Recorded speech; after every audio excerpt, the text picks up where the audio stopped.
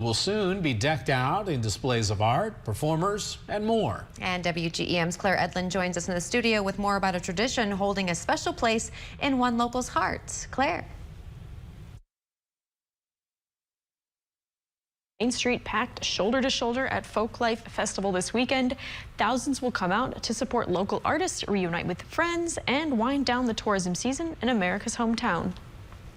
Downtown Hannibal will soon transform into a gigantic art gallery this weekend as part of the 47th annual Folklife Festival. It started out as kind of a one-block street 47 years ago street festival, and it's grown to take over all of North Main Street.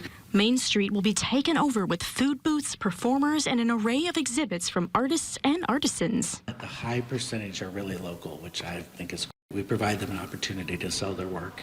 Organizer Michael Gaines with the Hannibal Arts Council says that they expect Folklife to be packed, as always, with about 20,000 attendees. It's literally like shoulder to shoulder for hours, both days. Gaines says this is proof the arts do contribute to the local economy. Realizing that years ago, it was pushing $1 million economic impact in the community in 2 days. Officials from the Hannibal Convention and Visitors Bureau say Folklife is a special kind of festival because of who it attracts. It is a staple in the community, and we promote it, but people that have lived here or have moved away and gone to school bring their families back every year. It's kind of like a reunion weekend. O'Sheltree says it's also a farewell to the tourist season. I think the tourism season has been great.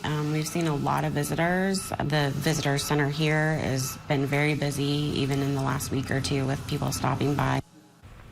And O'Sheltree says they still expect a steady flow of visitors as the river boats continue to dock. She says many this year have many double dockings and even a triple docking, which helped contribute to the crowds. Okay, thank you so much, Claire. And the Folklife Festival is this Saturday from 10 a.m. to 5 p.m. and again on Sunday, same hours. New at 6.